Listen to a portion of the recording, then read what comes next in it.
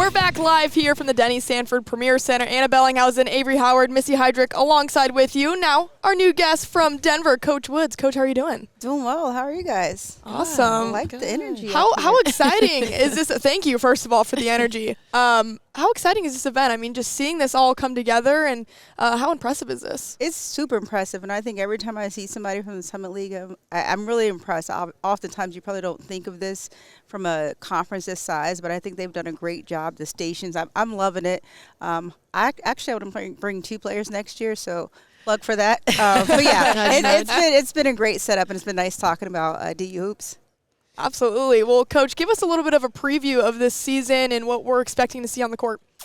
Bless it. That's my first one today. You guys should feel special. For us, we are definitely going to be 33s, 30 U shots, 30 shots at the basket. We've been really working on trying to pick up our tempo.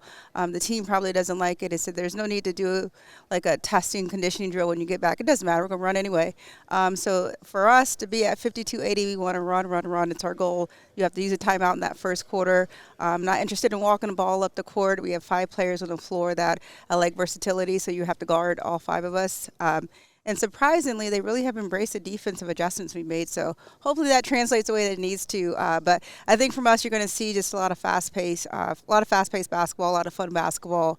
It's not everybody has a green light, but it's going to be fun. Hopefully we can actually put the ball in the basket this year.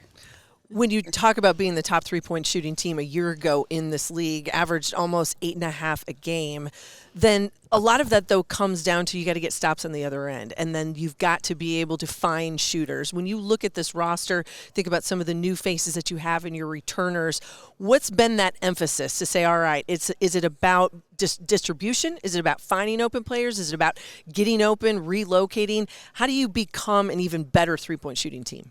Well, we shoot the ball a lot. Our first probably 30 minutes of practice is either layup drills or shooting drills, And then we implemented this year, the right people need to get the right shots. Yeah. We're shooting 33s a game, and as a team would tell you, every shot is not for everybody. It is not. So that's the deceptive part. People think like, oh, because she shot it, I can't. Oh, no. Here's the stats, boo. No, ma'am. No, ma'am. So you make that extra pass to the corner. We've really tried to be very intentional as a staff of, here's the shooting drills. We added green light this year, so you have to pass 2 drills to kind of have your green light, and that really has helped put it in context. I'm not a huge yelling type, but I do a lot of film, stats, so then it speaks for me. We said we wanted to do X, you got Y, so this is what I need from you. Yeah. So we really have done a much better job of trying to clean up offensively. As you mentioned, penetrating kick, things like that fell behind, but getting the right people to take the right shots. So it's a 5-out motion, really trying to look for ways to isolate those that have put in the time to be better shooters. Yeah.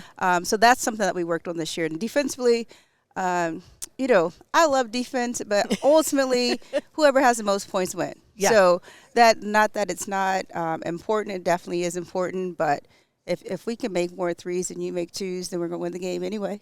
And as you see that in translating into this league, because there are some high-powered offenses in this Summit League. We just got done talking with Coach Music at Oral Roberts. Talk about playing fast. Yeah, exactly, right? So we got to get back. Between her team and my team, don't forget the basketball. We're going to go. Yes. So with that said, then you have to think, well, where can we be most effective, and how does that look? And when you think about scheduling for yourself, and you know that this Summit League is going to be a grind, how did you approach your non-con? I know you've got Wyoming at home. You're going to go to California in late November, early December. What do you want to see out of this team early, and how did you look at that to get you ready for this Summit League grind? Absolutely. Well, first starting, when we get our team together in June, we talk about we want to play our best basketball in Summit League play and definitely in March, right? We want to be able to play our best basketball. Our non-conference schedule, which Coach Wernz is in charge of that, did a great job of finding like opponents too. You don't want to get in conference play and kind of be surprised by how certain teams play. You want to kind of face that already. And then, for us, we have one non-Division I, but to be able to play like-minded Division I opponents, we've made a lot of progress. Unfortunately, it hadn't showed up in the way that I wanted it to in terms of wins and losses, but if you look at my time at DU, we've gradually gotten better and made progress. So our non-conference this year is really designed to set us up to be able to compete with, South Dakota State, with South Dakota, North Dakota State, and hopefully the style of play that we can see already, so we're not surprised in conference play. Absolutely. I want to stay on the defensive side of the ball. I know you like the you like the offense, but I want to talk about defense because you have a Summit League Defender of the Year coming back this year. How much has she helped you make those adjustments on the defense? Because you said you've made some adjustments this year. How has she been a leader on that side of the ball? I think for her, just being that presence. Last year, her being Defensive Player of the Year, just been able to finish plays. We were able to play around with a lot of things late defensively, and I think it helps her. I think she does a great job. If she's not blocking a shot, she's contesting the shot, altering the shot, so having that presence in the paint, her being active. For Kay to be 6'3" and mobile the way that she is, she really has been tremendous for us, which is giving me the confidence to try a couple things defensively. Like I said, we ended the year that way, and we've been able to kind of accelerate in some areas because of having a player like her back. So we're excited for her to be back, and I know she's worked a little bit offensively to be able to add that piece as well. We're talking about Michaela Minute, and a 6'3" grad senior. She's from Chicago, Illinois. And I use that term, that grad senior thing, because I think that's important, right? And we know in this kind of world of college basketball, the wild, wild west of the portal that is, how much does that mean? Like, it has to give you some confidence, a little bit of calm as a head coach to say, you know what, this kid's coming back and she's going to be here. We can build around that along with some of your other returners. What kind of confidence does that give you? And what does that say about a player like her saying, yeah, I want to come back, I'm going to do this? Definitely for her to be named Defensive Player of the Year and to have that person, to have her come back as a player, I think if you ask, we have 9 players returning, and a lot of our current sophomore class, Emma Smith, you guys will talk to her shortly. We recruited them with the hopes that, we talk about it and we don't just say it, we work at it, we believe it, that they're going to be the class to change DU basketball. Mm-hmm. And I think to have somebody with Kay's experience to be able to be a part of that. So we're very excited that she's able to come back. And, you look at the portal and how that's been impactful. I actually decided to go opposite, right? We have 9 freshmen or sophomores on the team. Yeah. And I like 4-year kids. That's my intention now, whatever decision they make in the spring, they're going to make. But I really get a couple kids out of the portal, but I like to be able to see that growth in our kids. So you'll continue to see us sign 4-year kids. That's great. How important is that balance in college basketball nowadays? Why we still have this kind of COVID year, I think is important. Again, last year we knew we'd need a couple grad transfers to balance out the young class that we had. We knew they were talented, but as I keep saying, you can teach a lot, you just can't teach experience, and that's what they didn't have. Last year's just throw them out to the wolves. Even somebody like Emma, who honestly was just going to be a regular student at DU and ended up being obviously much more than that for us, and she was going to be on a team regardless. She wasn't just not going to walk around campus on my watch. So we know where she was. Yeah, exactly. It was going to find a talent like that. So it really has been helpful in that piece. I think we have one more year, kind of the COVID, and then I think the portal will calm down. I think right now it's so new and fresh, and some people get in there thinking that, there's a lot in there, and you get in there and probably should have stayed where you were. Yeah. The grass isn't always greener. No, right? Sometimes it's brown when you get in there. Sometimes it's brown. There's no grass. There's no place to go. You have 9 returners on this team. From some of the other teams you've talked about with and so far, they have a lot of new girls on these teams, a lot of new faces in these programs. How is that a strength for Denver this year? It's a huge strength. I think the players know each other now. And, last year we were just I felt like a fish out of water. So everyone's just happy to be there. Playing a year together, even somebody like JoJo Jones for us, she was Gatorade Player of the Year in Wyoming and came in and had a huge adjustment. I think it was reality hit her in the face. And she's put in so much work this summer of just okay, let me decide what type of player I want to be and how I need to work. But for her to have that experience of last year, I say the Summer League really doesn't know who she is because she was hurt virtually the entire Summer League play.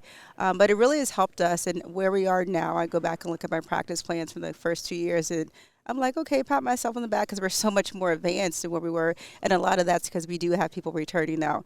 Again, we needed to translate in the right ways, but we've been able to implement a lot. If we needed to play a game today, it might be ugly, but we could play it. Mm-hmm. We have enough things in. So it really has been nice to help us accelerate and actually start tweaking a lot of things sooner.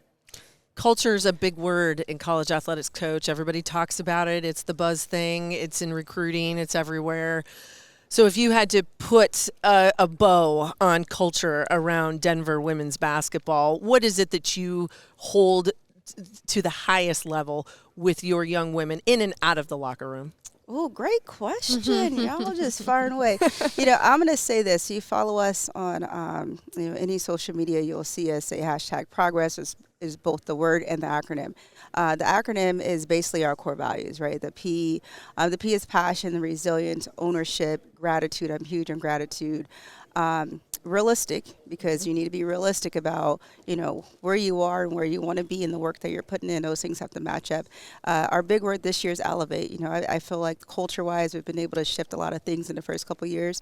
And this year's our chance to elevate on the court. We want to really make that move on the court.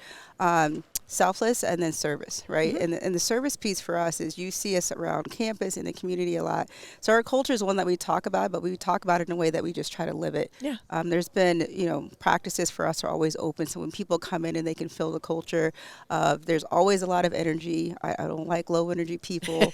The team will tell you, so it's always that. But our culture is one that is best explained when you spend time with us and you see it. That everybody really has a chance to thrive and grow in a way that makes sense for them. Excellent. I'm glad you said we had good energy early on in the show. Now I feel like we could. Oh, we'd be okay. You hopefully passed a test. We could get to. We could get in practice. We can hang out in Denver. Is what you're saying. I mean, we're going to practice. I'm in. I feel okay. I feel okay then. I wouldn't feel out of place. You can't come in low energy. No, you got to be ready to go. Yeah, and that's my mom's fault. I swear. That's how I was raised. It's like if you up, you're up. Don't come sauntering through the house. So that's how it's I. Okay. We all blame things on our moms. It's exactly. Fine. That's how it works. I get blamed all the time. It's fine. Before we wrap things up, I do want to give a quick shout out. So there's a mini documentary coming about you and your journey through just your life in basketball, of course. How do you draw on those experiences growing up in hardship and try to implement them in how you teach these young women at Denver? Oh, y'all just great with these questions. Good. I think for me to grow up the way that I did, it's always been a motivator. And honestly, I had to learn that my life is hard, right? A lot of trauma, and I can't coach our kids. For some, basketball may be the hardest thing they go through, and I think to be able to learn from them, honestly, because when I step on the floor, it's always been a sanctuary for me, whether it's as a player, as a coach. I know what was before and how hard I had to work to get here and those obstacles I had to come through. So to be able to have that to kind of tap into, but then also be confident enough to what does it look like for them, right? My trauma doesn't have to be their trauma. What does their experience look like? But to be able to kind of put things in perspective for them. So I'm fortunate to be able to have the platform to talk about it. And it's funny because I talk about it in a way that, not everybody grew up like this when you get down to it, but it is nice to know that I have inspired some people to kind of like share their truth. And, I think it's also one of those things you don't know what you can be until you see it. And I know for me, a lot of people inspired me to get to this point, and so it's my way to pay it forward by sharing my story. If you can see it, you can be it, Coach. Thank you so much for the time. Best of luck to you in Denver this season. We'll hang out with Emma Smith coming up next. We'll be right back. Thank you. Go Pios. Thanks.